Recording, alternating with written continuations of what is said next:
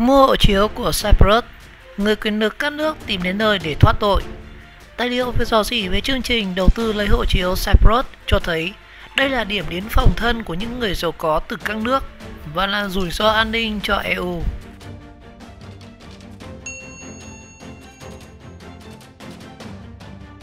Al Jazeera có bài điều tra về Cyprus Paper, hồ sơ về Cyprus, hàng nghìn tài liệu vì hơn 14.000 đơn xin cấp hộ chiếu Cộng hòa Cyprus cho khoảng 2.500 người, bao gồm người đứng tên hoặc là tên của gia đình họ.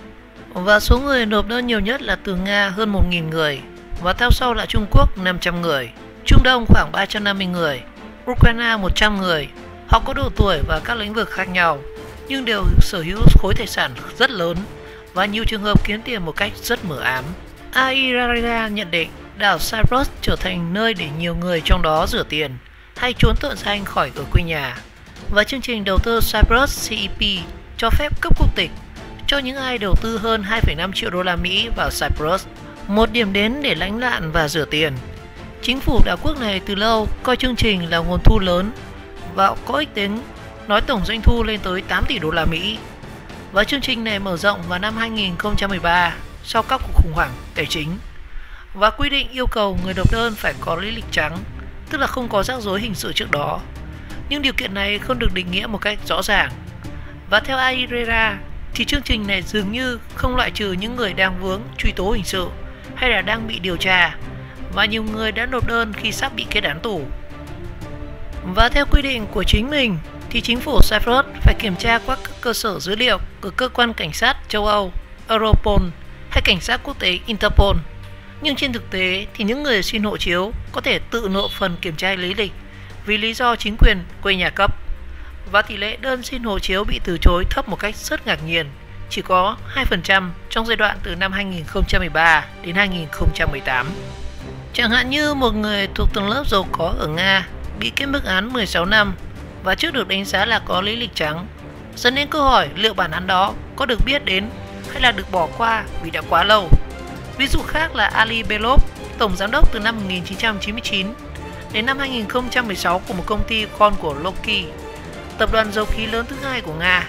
Công ty của ông Belov quản lý kho chứa dầu tại 35 cảng ở Nga và các nước, lợi nhuận là 13,2 triệu đô la mỗi năm. Ông này từng ngồi tù 2 năm trong giai đoạn 1990 đến năm 1992, nhưng điều đó không ngăn cản ông có được hộ chiếu Cyprus. Và ở Ukraine thì những người giàu có quyền lực cũng rất hào hứng với chương trình này. Và trong đó thì có Mykola Rashevsky, từng bị cáo buộc lạm dụng chức vụ Bộ trưởng phụ trách tài nguyên Ukraine dưới thời kỳ đầu đầy tham nhũng của cựu Tổng thống Viktor Yanukovych vào ngày 1 tháng 12 năm 2017, và giờ thì đang sống ở Monaco. Và xin thành công hộ chiếu Cyprus cũng bao gồm Lautekio, một trong những đối tượng bị truy nã hàng đầu thế giới, bị nghi là nhân vật chủ mưu cho mê bối 700 triệu đô la Mỹ, khiến cựu Tổng thống Malaysia Najib Razak từ chức. Siết chặt những quy định nhưng vẫn còn những ngoại lệ. Năm 2019 thì Bộ Nội vụ Cyprus có một số thay đổi và siết chặt yêu cầu của người đầu đơn và đã hủy 29 hộ chiếu có sai lầm trong quá trình cấp. Và bất cứ ai được coi là cá nhân liên quan đến chính trị PAP, chẳng hạn như là quan chức cao cấp trong chính quyền hoặc là doanh nghiệp các nhà nước, bị cấm trở thành công dân Cyprus trong vòng ít nhất 5 năm kể từ khi rời khỏi chức vụ. Và giới hạn này cũng áp dụng cho cả người nhà. Siết chặt quy định nhưng vẫn còn những ngoại lệ. Và những người chuyên về điều tra cho rằng các cá nhân liên quan đến chính trị dễ liên quan tới tham nhũng hơn vì nắm trong tay tài sản của nhà nước. Và quy định cũng ghi rõ hạn chế đối với các cá nhân liên quan tới các tổ chức bị lệnh trừng phạt quốc tế hay là các cá nhân đang bị điều tra hình sự trước khi ra tòa. Dù vậy thì vẫn có những trường hợp lách được quy định này. Chẳng hạn sau khi Nga sát nhập bán đảo Crimea năm 2014 thì Mỹ và Liên minh châu Âu EU trừng phạt rất nhiều ngành của Nga. Ngân hàng VTP cũng bị trừng phạt, và đây là ngân hàng nòng cốt cho sứ mệnh kinh tế của Moscow, cấp vốn cho các dự án đầu tư sang các nước láng giềng hay là cho Olympic mùa đông Sochi 2014, và được coi là ngân hàng ruột của Điện Kremlin. Nhưng 3 giám đốc cao cấp của VTP lại được cấp quốc tịch Cyprus cùng với gia đình. Đó là Alexei Yokovitsky, CEO của VTP Capital, Victoria Varurina, một trong những ban quản trị của VTP Bank, và Vitaly Buresya, lãnh đạo của VTB Bank. Dữ liệu của tổ chức phi chính phủ chống tham nhũng Global Witness cho thấy Giữa các năm 2007 đến 2016, thì Cyprus là điểm đến hàng đầu cho đầu tư trực tiếp nước ngoài của người Nga và ước tính tổng cộng là gần 130 triệu đô la Mỹ. Dù không thể kết luận số tiền này được dùng cho mục đích xấu, ngày càng có nhiều bằng chứng cho thấy Cyprus là điểm đến yêu thích của các cá nhân ở Nga muốn rửa tiền. Việc cấp quốc tịch cho các cá nhân thuộc diện PAP đã là một vấn đề tranh cãi đối với Liên minh châu Âu EU. Quyết định của EU giới hạn việc cấp hộ chiếu cho PAP và phải đến mùa hè năm 2019 thì quy định của Cyprus mới phù hợp với tiêu chuẩn của EU. Khi đó thì rất nhiều PAP đã tận dụng được chương trình này. Chủ tịch Hạ viện Afghanistan Miraman Rahmani là một cá nhân liên quan đến chính trị, và trước khi vào chính trị thì ông Rahmani gây dựng đế chế kinh doanh dịch vụ nhiên liệu và an ninh cho quân đội Mỹ và Afghanistan. Và đơn xin hộ chiếu của ông ghi rằng vợ ông và ba con gái là công dân của Saint Kitts và Nevis, một nước cũng có chương trình đầu tư đổi lấy quốc tịch, và con trai ông Haji Alaman Rahani là một chính khách đại diện cho thủ đô Kabul cũng xin quốc tịch của Cyprus. Và cha con Rahmani là những người có khả năng hướng chính sách theo hướng có lợi cho mình. Và khi có được hộ chiếu của Cyprus, họ có thể chuyển tiền sang tài khoản ở châu Âu và khó có thể bị kiểm soát hơn. Nạn nhân thực sự ở quê nhà. Việc kiểm tra lý lịch do chính quyền Cyprus tiến hành lẽ ra có thể phát hiện được Vladimir Gristenko, người có cha là Viktor Gristenko và mẹ là Tanaria Golikova. Họ đều là những cá nhân liên quan đến chính trị. Họ đều từng nắm trong tay những chức vụ cao cấp ở Nga, bao gồm phó thủ tướng hay là bộ trưởng phụ trách nông nghiệp. Hai vợ chồng Viktor Gristenko và bà Tanaria Golikova khai thu nhập năm 2017 là hơn 1 triệu đô la Mỹ, nhưng tổng số tài sản của họ lớn hơn rất nhiều, gồm có cổ phần trong ít nhất 3 khu resort, sân golf hạng sang, có tổng giá trị là 360 triệu đô la Mỹ. Và theo dự án báo cáo tham nhũng và tội phạm có tổ chức, từ những thông tin công khai, không rõ hai vợ chồng này làm như thế nào để có được số tài sản lớn đến như vậy. Đài Al Jazeera kết luận những tài liệu bị rò rỉ phơi bày thất bại mang tính hệ thống của chương trình đổi đầu tư lấy quốc tịch của Cyprus. Các quy định không được thực thi một cách nghiêm chỉnh và các cá nhân không đủ tiêu chuẩn tiếp tục được cấp quốc tịch, dù chính phủ đang cố siết chặt quy định vào tháng 2 năm 2019. Và sau rất nhiều tháng trì hoãn, thì Quốc hội Cyprus đã thông qua hội luật hồi tháng 7 cho phép chính phủ hủy quốc tịch với bất kỳ ai bị kết án nặng và bị trừng phạt quốc tịch hay là bị truy nã quốc tế. Một số tổ chức phi chính phủ, nghị sĩ trong Nghị viện châu Âu và các nhân vật đối lập ở Cyprus đang kêu gọi hủy hẳn chương trình này và luận luận rằng chương trình này đang đem lại rủi ro cho toàn EU. Dù Cyprus đang bị tổn hại uy tín sau các bài điều tra của Al Jazeera, quốc đảo này không phải là nạn nhân duy nhất. Trong rất nhiều trường hợp thì tiền đầu tư vào các bãi biển xa hoa ở Cyprus là tiền tham nhũng từ những người ở Nga, Ukraine hay là Trung Quốc. Hộ chiếu có thể ở Cyprus, nhưng các công ty ma có thể ở rất nhiều nơi khác. Còn tài khoản ngân hàng thường ở trung tâm tài chính London.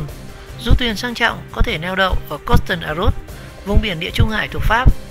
Nhưng những người thiệt hại thì lại ở Kabul, Kabaskov hay là Kiev, Andareri kết luận.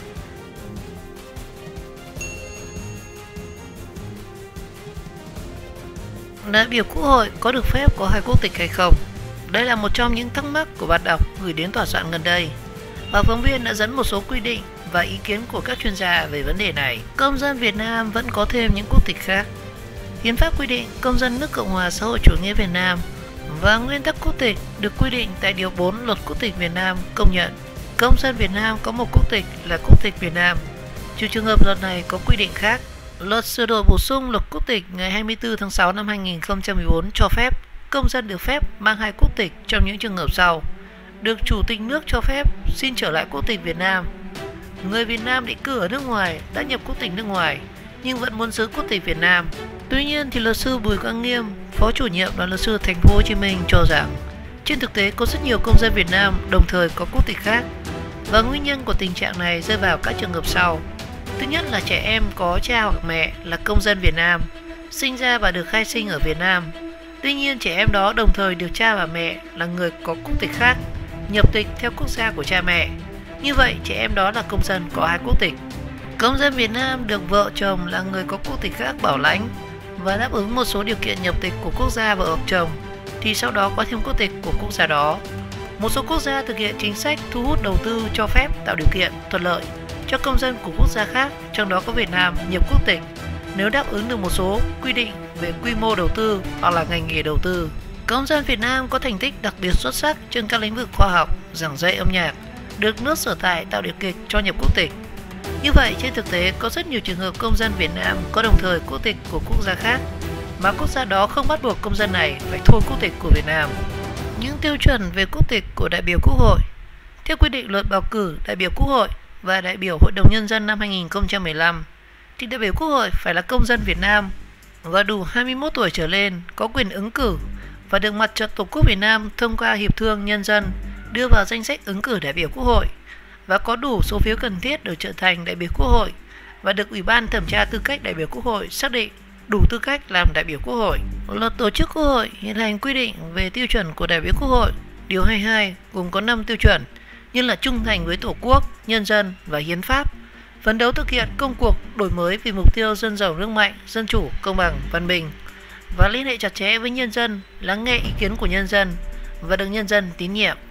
Còn theo luật sửa đổi bổ sung một số điều của Luật tổ chức Quốc hội từ ngày 1 tháng 1 năm 2021 mới có hiệu lực.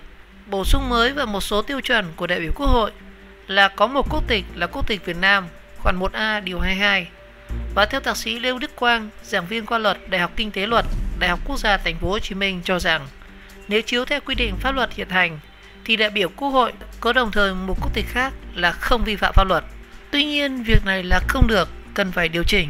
Lý do đơn giản nhất, nếu xét theo tiêu chuẩn thì đại biểu Quốc hội là đại diện cho ý chí quyền lợi của nhân dân Việt Nam và trung thành với Tổ quốc. Và nếu đại biểu Quốc hội cũng đồng thời là công dân quốc gia khác thì e rằng không đáp ứng được tiêu chuẩn trung thành và chỉ đấu tranh cho quyền lợi của người dân Việt Nam. Vì vậy, sau một số vụ việc đại biểu Quốc hội có 2 quốc tịch trước đây, thì Quốc hội đã xem xét bổ sung thêm tiêu chuẩn đại biểu Quốc hội là có một quốc tịch là quốc tịch Việt Nam, và đồng thời luật quy định cho Quốc hội và cử tri có quyền bãi nhiệm tư cách đại biểu Quốc hội nếu thấy đại biểu đó không còn xứng đáng với tín nhiệm của người nhân dân. Thạc sĩ Lê Đức Quang chia sẻ thêm.